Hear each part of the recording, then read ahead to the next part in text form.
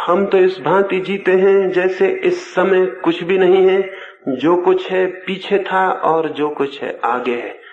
वर्तमान का, प्रेजेंट का जो मौजूद है, हमारी दृष्टि में कोई आकलन ही नहीं होता है। और सच्चाई यह है कि वर्तमान की ही केवल सत्ता है, एग्जिस्टेंस केवल उसका ही है जो मौजूद है। न तो जो बीत गया उसकी कोई सत्ता है और न उसकी जो आने को है। लेकिन या तो हम पीछे की तरफ देखते हुए जीते हैं या आगे की तरफ, या तो अतीत की चिंता हमारे मन में होती है या भविष्य की कल्पना, लेकिन वर्तमान का कोई बोध नहीं होता है। और वर्तमान का बोध न हो तो न तो आप जी सकते हैं, न सुन सकते हैं, न समझ सकते हैं, और न सत्य को जानने का द्वार खुल सकता है। हमारा चित्त निरंतर की आदत के कारण या तो पीछे की स्मृतियों में खोया रहता है, जिनकी अब कोई जगह नहीं रह गई जमीन पर, पृथ्वी पर, सत्ता में, जिनके कोई चिन्ह नहीं रह गए सिवाय हमारी मेमोरी, हमारी स्मृति को छोड़कर। और या फिर हम भविष्य की ऊहापोह में, कल्पना में, आने वाले कल के इरादे और विचारों में खोए रहते हैं। ये दोनों ही तरह के लोग कभी भी सत्य को नहीं जान सकते, क्योंकि सत्य है वर्तमान में, इस क्षण में, अभी और यहां, और हम अभी और यहां कभी भी नहीं होते। हम कहीं पीछे या कहीं आगे होते। बुद्ध 12 वर्षों के बाद अपने गांव वापस लौटे थे।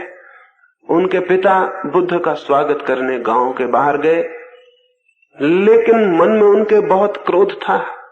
12 वर्ष पहले ये लड़का घर द्वार छोड़कर भाग गया था, उसकी पीड़ा थी, दुख था।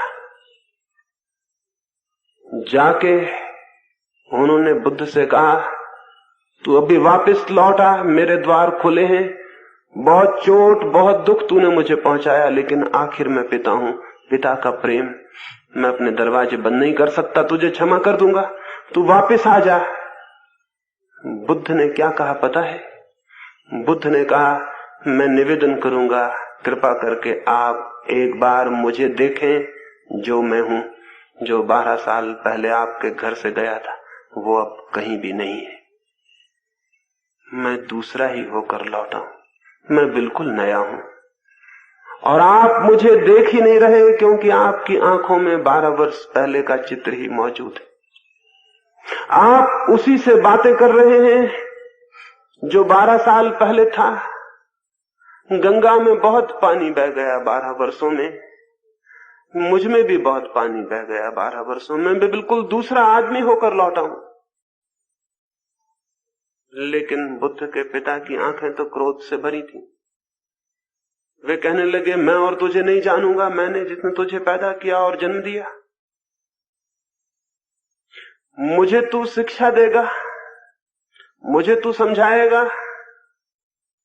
बुद्ध ने कहा, परमात्मा करे किसी दिन आपके ख्याल में आए कि जिसको आपने पैदा किया था वो अब कहां है। मैं निवेदन करता हूं, एक बार मुझे देखें जो मैं हूं। पता नहीं बुद्ध के पिता देख पाए या नहीं, हम भी नहीं देख पाते, हम भी पीछे पीछे अटके रह जाते हैं। और जिंदगी रोज बदल जाती है,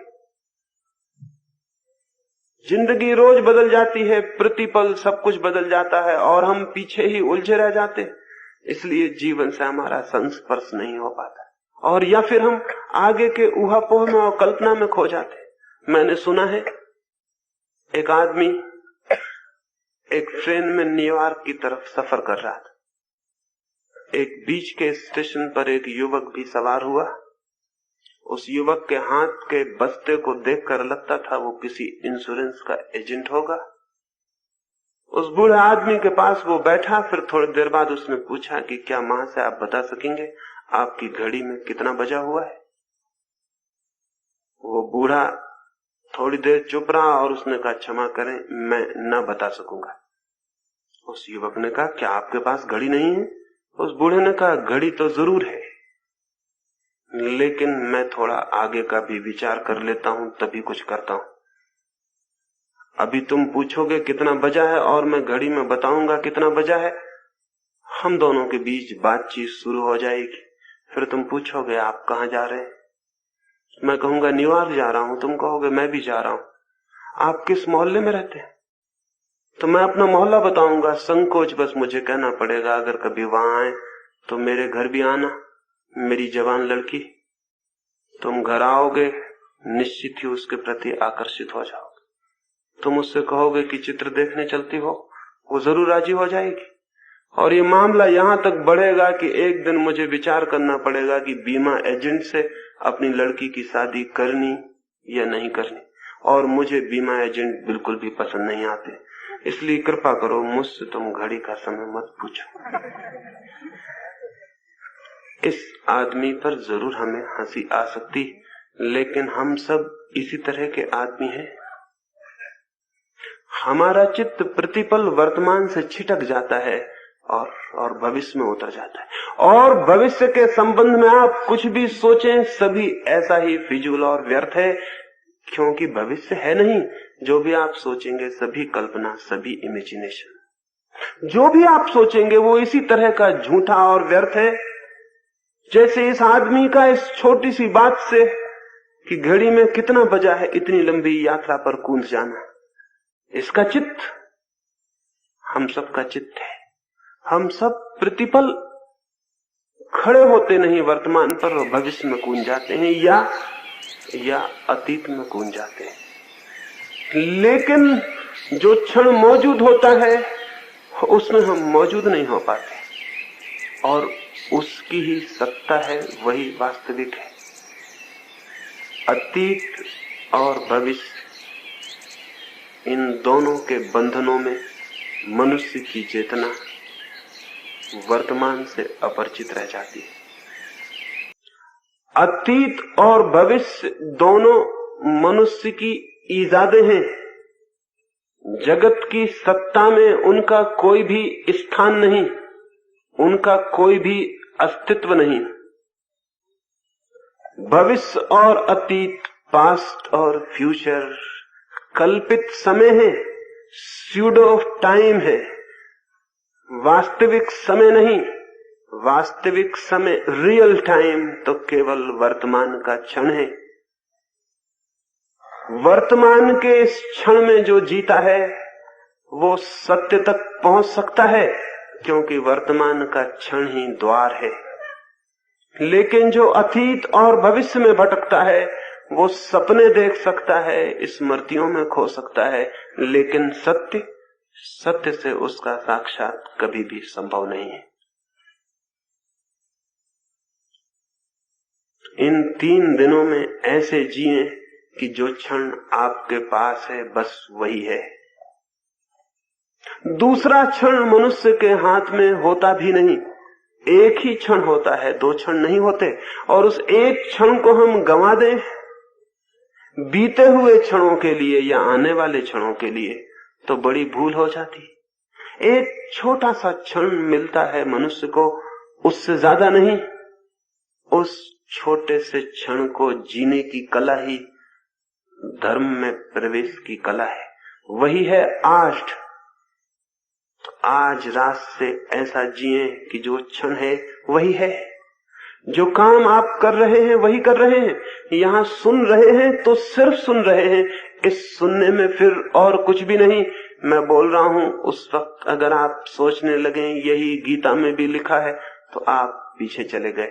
कभी आपने पढ़ा होगा, उससे आप मेलजोल बिठाने लगे, मैं जो कहता था उसके आपसे संबंध टूट गया।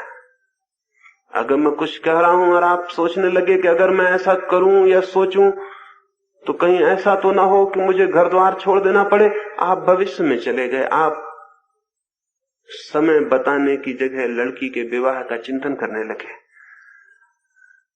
क्या होगा मेरी बात से अगर ये सोचने लगे तो आप आगे चले गए। क्या पुरानी बातों से मेल करने लगे तो पीछे चले गए और वंचित हो गए उस बात को सुनने से जो मैं आपसे कहता था। जो मैं आपसे कह रहा हूं, अगर उसे ही सुनना है तो सुनने के क्षण में फिर और कहीं आप नहीं होना चाहिए। लेकिन ये केवल सुनने के लिए नहीं हो सकता। ये तो तभी हो सकता है जब हम 24 घंटे ऐसा जिएं, जब आप पानी पी रहे हो तो सिर्फ पानी पिएं, और भोजन करते हो तो सिर्फ भोजन, और रास्ते पे चलते हो तो सिर्फ रास्ते पर चलें, और उस क्षण को ही समझ लें कि इसके आगे कुछ नहीं और पीछे कुछ नहीं, यही है और इसी में मुझे पूरी तरह मौजूद होना है। ये तो पहला ध्यान रखने का है इन 3 दिनों में। कठिन नहीं है, ख्याल में आ जाएगा तो बहुत सरल है। कठिन तो वो है जो आप कर रहे हैं, जो मैं कह रहा हूं वो तो बहुत सरल है, लेकिन अपने पैर पर जूता चढ़ाने जैसी सरल बात भी मुश्किल से ख्याल में आती। कठिन वो है जो आप कर रहे हैं, जिस ढंग से आप जी रहे हैं वो जीना एकदम कठिन है। आश्चर्य है कि हम जिए चले जा रहे हैं। जो मैं कह रहा हूं वो बहुत सरल है। यहां से लौटते वक्त उसका प्रयोग करते लौटें, और कम से कम 3 दिन तो कोशिश करें। हो सकता है 3 दिन में उसकी सच्चाई दिखाई पड़ जाए, और फिर जिसकी सच्चाई हमें दिखाई पड़ जाती है उससे इस जीवन में अलग होना कठिन है। 3 दिन के लिए हिम्मत करें, पीछे को छोड़ दें। छूट गया है अतीत आपसे, आप व्यर्थ ही उसे पकड़े। कहां है वो? कल का दिन अब कहां है? बीता क्षण अब कहां है? जो गया वो जा चुका, जो अभी नहीं आया वो नहीं आया, जो है बस वही है। 3 दिन देखें, एक एक पल जीकर देखें, आगे पीछे नहीं, मौजूद में, प्रेजेंट में, वर्तमान में। सुबह उठें तो ऐसे ही बस यही है, दोपहर यही है, सांझ यही है। जो क्षण सामने आए उसको इस तरह लें जैसे इसके आगे पीछे और कुछ भी नहीं। बहुत हैरान हो जाएंगे। इस ख्याल से जीने की गति और ही हो जाती। एक बहुत अद्भुत शांति क्षण में जीने से शुरू होती। आदमी कभी शांत नहीं है। सुनते हैं एक बार सिर्फ सारी मनुष्य जाति शांत हो गई थी एक क्षण को। कोई बहुत होशियार आदमी ने तरकीब निकाली थी, तब कहीं ये हो पाया था, लेकिन ये बहुत पुरानी घटना है, आप में से किसी को भी याद नहीं होगी, किसी किताब में नहीं लिखी गई, क्योंकि किताबें बहुत बाद में लिखी गई, ये उसके पहले की घटना है। और शायद आपने सुनी भी ना होगी, क्योंकि बहुत ही मुश्किल से किसी को ये पता है। एक बार एक समझदार आदमी ने एक तरकीब निकाली थी कि सारी मनुष्य जाति को शांत रहने का अनुभव करा दे। उसने ये अफवाह उड़ाई सारी दुनिया में कि चांद पर भी लोग रहते हैं, अगर हम सारे लोग बहुत ताकत से चिल्लाएं तो शायद वे सुन लें। तो सारी पृथ्वी पर एक खास नियत दिन, खास समय पर सारे लोग जोर से हो की आवाज करके चिल्लाएंगे। ये अफवाह उड़ा दी। सारी दुनिया में बड़ी उत्सुकता से उस दिन की प्रतीक्षा की गई। वो क्षण आ गया, वो घड़ी आ गई, वो पल करीब आने लगा। सारे दुनिया के लोग बच्चों से बूढ़ों तक तैयार थे, क्योंकि सारे लोग चिल्लाएंगे तो ही शायद चांद तक रहने वाले लोगों तक आवाज पहुंच सके और उनसे संबंध पैदा करना था।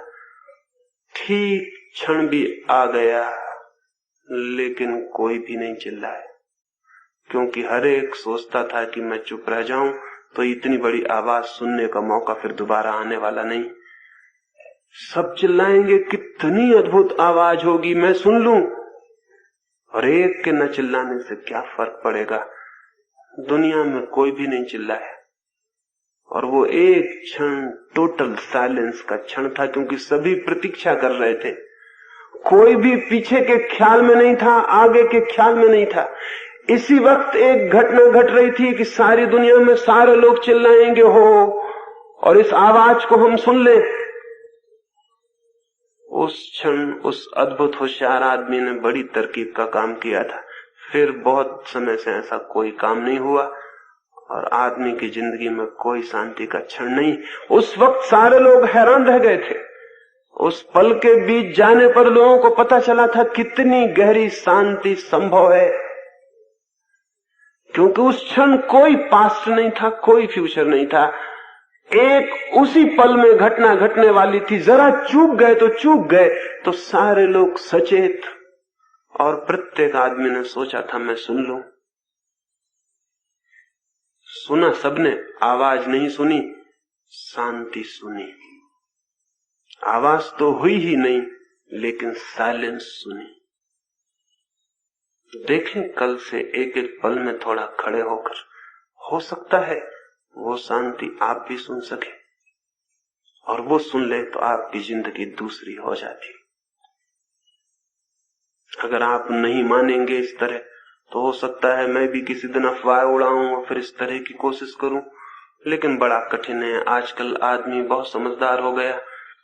पुराने दिन की बात है, लोग राजी हो गए होंगे चिल्लाने को, अब तो शायद ही कोई चिल्लाने को राजी भी हो, और राजी भी हो जाए तो भी शायद शोरगुल सुनने के लिए कोई न रुके, क्योंकि वैसे ही बहुत शोरगुल हो रहा है और अब उस शोरगुल से भी कोई फर्क न पड़ेगा। ये तो पहला सूत्र है, पल पल मोमेंट टू मोमेंट जीने का।